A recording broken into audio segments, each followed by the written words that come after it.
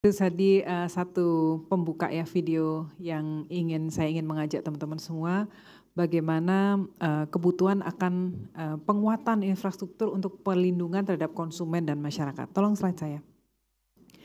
Kalau kita flashback tentang bagaimana latar belakang dari ini juga ya, yang tadi teman-teman pasti bisa membedakan, yang tadi adalah aduan dari masyarakat karena terkena berbagai skema penipuan ilegal.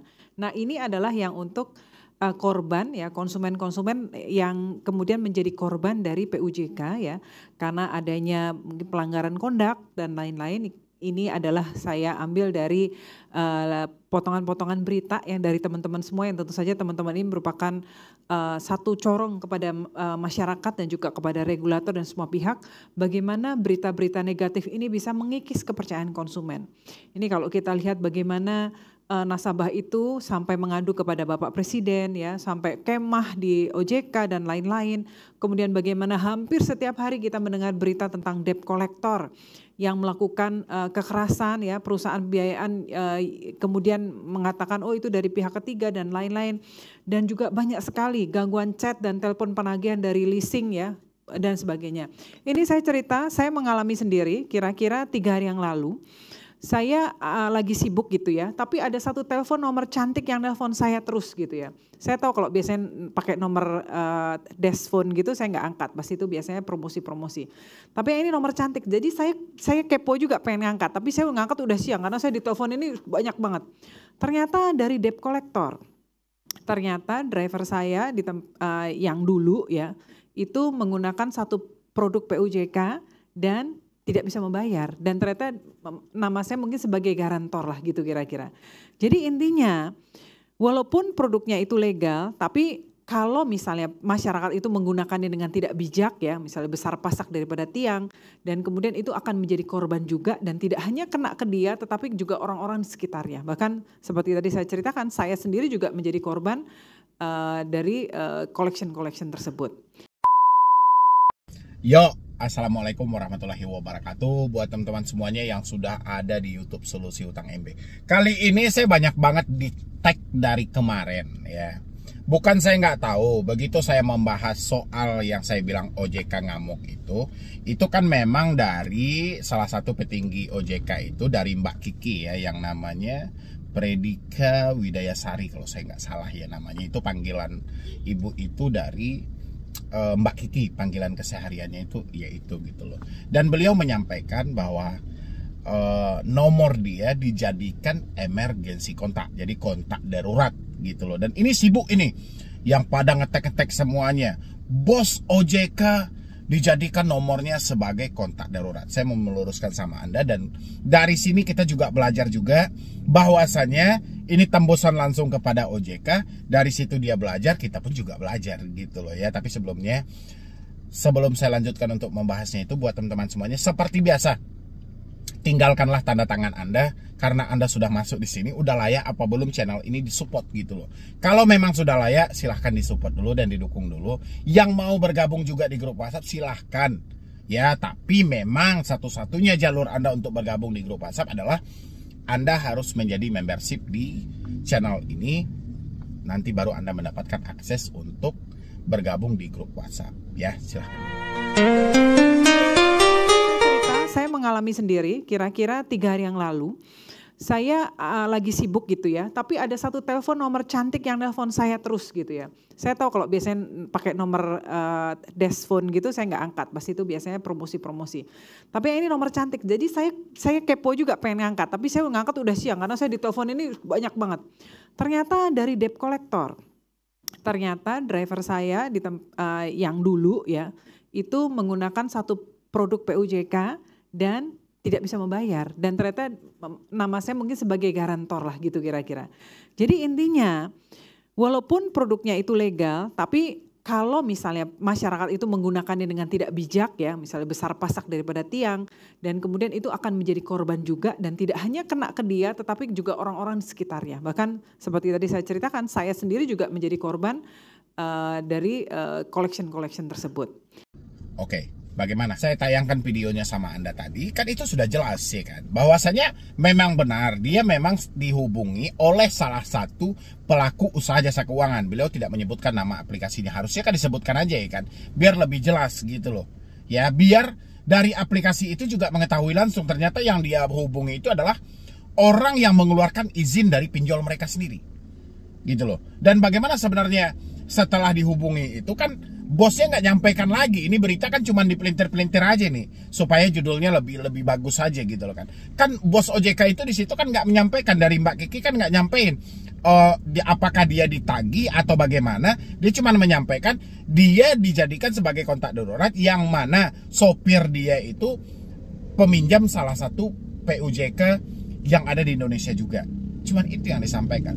Tapi dari situ kita belajar. Apa yang bisa kita pelajari? Ternyata sekelas OJK sendiri pun tetap tidak pandang bulu oleh debt collector. Apalagi kita yang orang masyarakat biasa gitu. Apa nggak habis kita ditekan? Entahlah ya. Harusnya kan dari sini OJK juga belajar apa yang perlu diperbaiki dari sistem pinjol itu. Jangan OJK hanya menyampaikan, banyak masyarakat yang sengaja tidak mau bayar pinjol. Atau dari Bapak Sarjito menyampaikan Gen Z senang berhutang, tidak mau bayar. Nggak seperti itu Pak konsepnya. Berbagai macam alasan mereka itu tidak mau bayar. Bahkan ini ada yang terbaru juga, saya update juga, salah satu anggota dari kepolisian yang mana dia tidak merasa meminjam tapi ditagih. Ya, nggak jauh beda dengan Mbak Kiki tadi. Dia adalah orang OJK dan nomor dia kebetulan sebagai kontak darurat. Logikanya apa mungkin seorang supir ya dia menjadikan bos dia nomornya sebagai kontak darurat untuk utang? Kan nggak nyambung. Nggak akan mungkin dia bekerja kok sama orang itu. Yang terjadi apa? Ada sebuah ketakutan. Itu bukan dijadikan sebagai kontak darurat. Yang ada adalah ada pencurian data yang masih dilakukan oleh pinjol legal. Itu sebenarnya yang terjadi. Contoh gini aja. Di antara teman-teman yang nonton saya, hari ini, Anda ini kan semuanya peminjam pinjol. Ya, Anda meminjam pinjol dan tidak mampu bayar dan tidak sanggup bayar galbay. Saya tanya, pernah nggak Anda menjadikan bos di sebuah perusahaan Anda, ya, atau bos di mana tempat Anda bekerja, Anda jadikan nomornya sebagai kontak darurat? Isi di dalam kolom komentar. Saya rasa sebodoh-bodohnya manusia dia nggak mau melibatkan bos dia yang mana tempat dia mencari makan. Jadi itu asumsi dari debt collector aja sendiri karena dia telah mengambil data dan dia tahu ini adalah nomor yang sangat berpengaruh dari si peminjam sehingga dihubungi.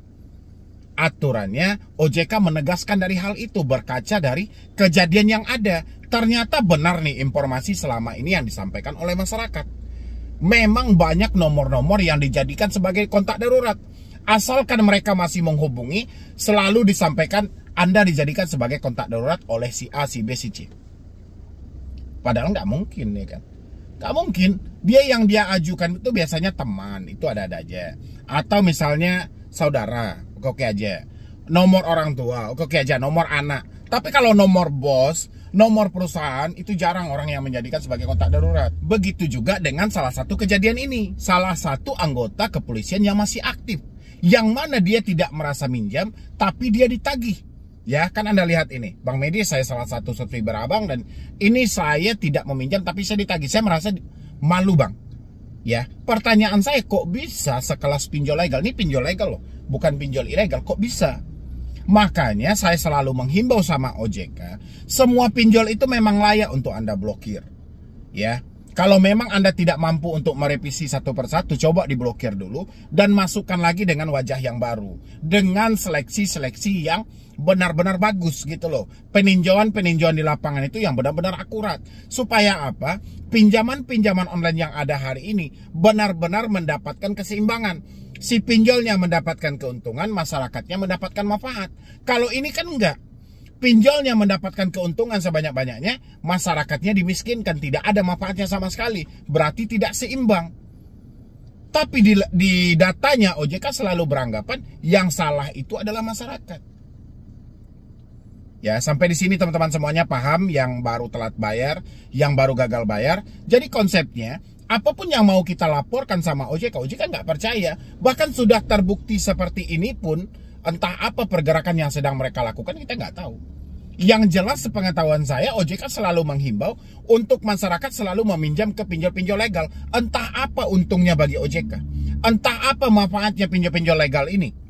Ya, OJK sudah berulang kali disampaikan, coba tes dulu, coba uji coba dulu. Kata FPI kemarin, mereka tahu bunga sekian persen itu karena sudah melalui tahap uji coba. Ada beberapa anggota mereka yang sengaja meminjam. Kalau saya sih nggak percaya dengan AFPI sengaja meminjam. Kenapa saya nggak percaya? Karena pimpinan tertinggi dari AFPI sekarang pemilik pinjolnya. Begitu banyak orang-orang pinjol yang masuk ke dalam Asosiasi Fintech Pendanaan Bersama Indonesia. Ya kan? Bagian pengurusnya gitu loh. Kalau hanya bagian anggota ya oke-oke aja. Karena anggota AFPI adalah semua pinjol-pinjol itu.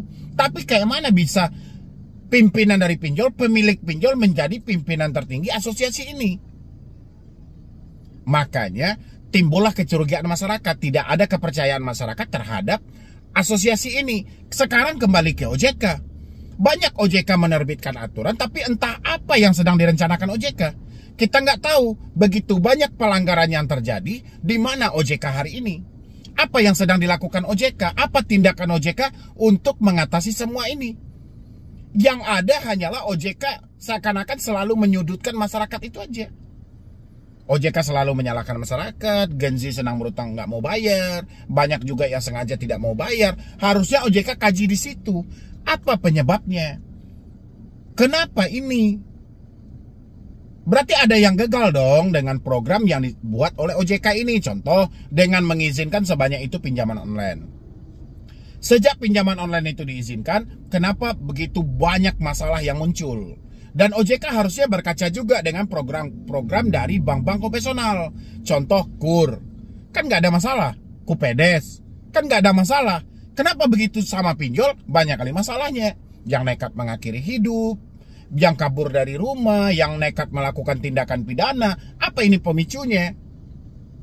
Bukankah bank konvensional juga lebih besar memberikan pinjaman? Tapi kenapa tidak ada yang seperti itu? Inilah yang tidak dikaji dengan jelas oleh OJK. Atau jangan-jangan OJK yang memiliki pinjol legal ini. Kayak mana ini konsepnya? Saya juga bingung gitu loh. Karena mungkin tidak terlepas pembahasan kita pinjol OJK. Tapi OJK-nya seakan-akan buta, tuli, dan bisu. Mereka nggak mau tahu. OJK itu baru muncul yang saya perhatikan kalau ada kasus-kasus yang viral. Contoh kayak ITB. OJK langsung panggil tuh aplikasinya dari Dana Cita. Begitu Dana Cita menjelaskan, wah ini sudah sesuai nih, ini bunganya sekian, udah OJK-nya diam. Padahal tujuannya jangan dicampur adukan antara pinjol dengan dunia pendidikan. Yang semula biaya pendidikannya itu 1 juta, karena sudah ada campur tangan pinjol menjadi 1.300.000. Itu bukan membantu tapi memberatkan. Kan itu sebenarnya. Tapi OJK malah mengimbau pinjolnya. Karena basic pinjolnya ini adalah arahnya ke pendidikan, ya sudah. Terlepas dari sana ada lagi beritanya. Kan nggak ada. OJK itu munculnya viral, jadi seakan-akan dia cepat tanggap. Dia panggil tuh aplikasinya. Terus apa kelanjutannya lagi? Demo sebanyak itu di ITB, apa keputusannya? Apa yang dia dapatkan? Kan nggak ada. Berarti saya agak meragukan tentang OJK hari ini. Jangan-jangan OJK penggagas pinjol ini semuanya mereka yang memiliki. Atau OJK menumpang satu kaki di dalam pinjol ini. Karena nggak ada pergerakan OJK sama sekali. Itu yang saya pikirkan. Benar nggak dari teman-teman semuanya? Mungkin Anda juga sudah capek kan melaporkan kejadian-kejadian pinjol ke OJK. Contoh, pinjol ini menyebarkan data saya, Pak. Tolong Pak, pinjol ini mengancam saya, mau patahkan tangan anak saya, mengancam saya dan segala macam gitu loh. Mungkin udah capek. Tapi apa yang terjadi? Tidak ada ditanggapi sama sekali. OJK itu selalu beranggapan yang salah adalah diri Anda. Kenapa meminjam? Kalau memang OJK seperti itu, kenapa masyarakat meminjam? Harusnya kita salahkan OJK juga. Kenapa diizinkan?